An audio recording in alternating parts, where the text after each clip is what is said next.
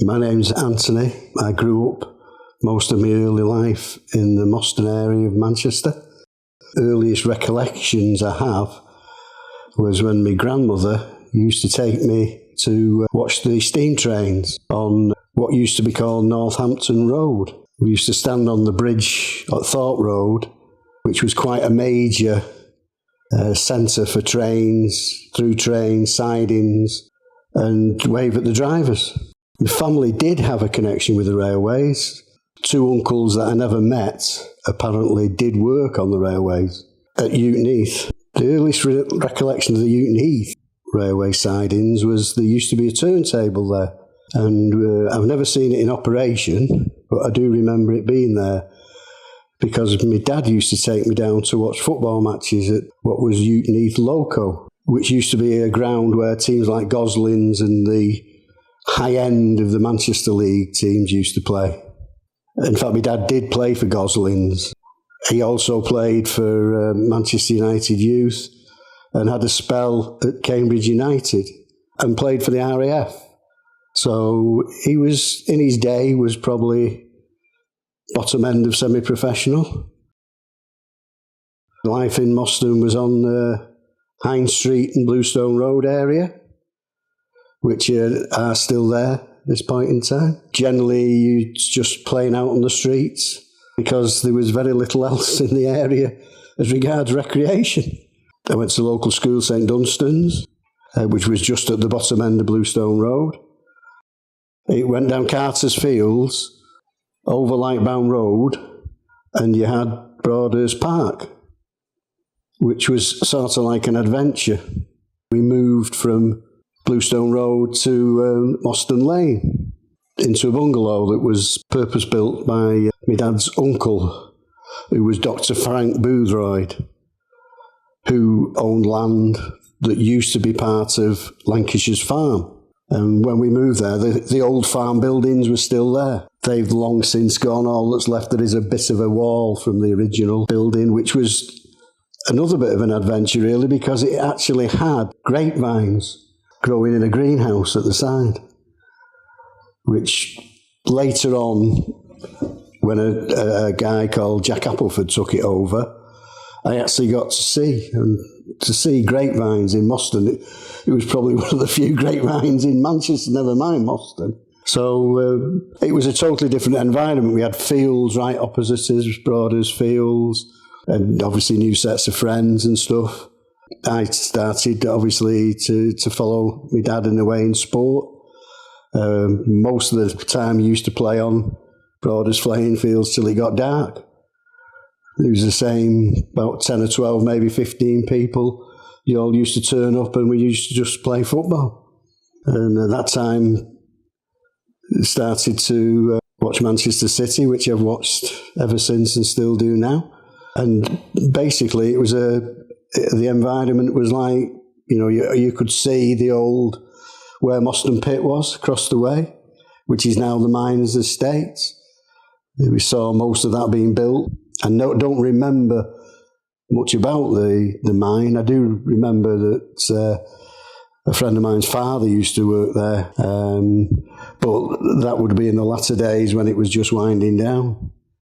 After school, I went to work for Ferranti, doing a 12-month apprenticeship at the training school, which was at Hollinwood, and then you moved on to one of the Ferranti factories in the area, which was generally Moston, or you stayed at the Hollinwood factory. I actually went to the Moston factory to start the next phase of the apprenticeship. I worked on a department that used to be called flyplane, which will mean something to anybody who works at Ferranti's, but will mean nothing to most people. It was a detail fitting wiring department doing Ministry of Defence work on naval gun systems. You also got day release to college.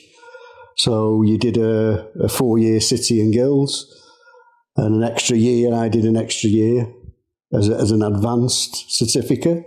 It was quite a big factory, not as big as a Hollinwood factory, which was massive. Outstanding memories of working at the Hollinwood factory was the foundry. And when they were doing the introduction, they took you around the foundry, which was one of the most scariest experiences I've had, because I've only been in that one and I wouldn't really fancy working in one or going in one again. But the colossal size of the Hollinwood factory was the transformer bay, where they used to test the transformers. I was fortunate to see them test one, and it fires like lightning across the room. And it is now the Daily Mirror. And the tall part of the Daily Mirror near Morrison's used to be the test bay. I remember when we lived in the bungalow, it set on fire because you could see the smoke coming up across the back of what was then St Gerard's School. And my dad said, "That's Ferranti's." And next minute we heard the fire engines go past. And because they were oil-filled, the transformers, I'm assuming something went wrong and it caught fire. So I suppose quite a dangerous environment. There was a lot of machine shops, paint spraying shops. They did a lot of metering stuff. But Moston was totally different. Moston was sort of based on aircraft equipment. So I started off as I finished my apprenticeship, worked in departments, gyros, accelerometers, which was assembling of instruments. Moved on to promoted as a charge hand. I was a charge hand on electrical assembly department. Then I got a job as a foreman in what was the weapons equipment department, which was manufacturing the JP233 runway disablement system, which was a little explosive device on the end of a parachute that drops on the runway, and if you tried to pick it up, it basically just blew you to pieces. So I spent about 3 or 4 years doing that. Then I moved on to what was then the state-of-the-art next best thing in telecommunications, which was called zone phone, which was a CT3 system that was based on radio communication between a handset and a static landline at a base station, which was very innovative, and the technology was the forerunner of the mobile networks today. A lot of the actual research and development that was done on that department was sold on, when Ferranti's went into liquidation, to companies who developed it further and then created the mobile network, because the handset was basically the thing where the technology was. I spent about 3.5 years doing that. Because of the situation at Ferranti's when they were involved with a company who, a well-established fact that the company that they went into partnership with had cooked the books, as they say. Right.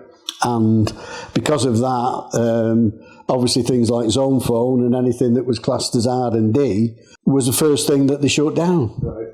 Basically, the demise of Ferranti's was when I got made redundant, and the first part of the business that went was obviously the research and development and the new business in credit phone, because they didn't have any more money to put into the developments, and obviously because of the nature of that business, it was quite expensive to develop that type of system, and it involved creating a network in and around London first, which was a series of base stations that went in shops.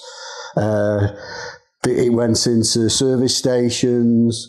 They got into Woolworths at the time, and other shops and retail businesses. There wasn't enough revenue coming in because there wasn't a lot of base stations out there to allow them to actually become in any form self-sufficient. So they closed that down, and over the years, apart from I think a management buyout of the instrumentation, which I think is still in Oldham, the rest of the company was closed down. The old factory on St Mary's Road is now a housing estate. I don't think there's even anything apart from a wall at the back left of the old Ferranti factory, which I spent 20 years of my life in.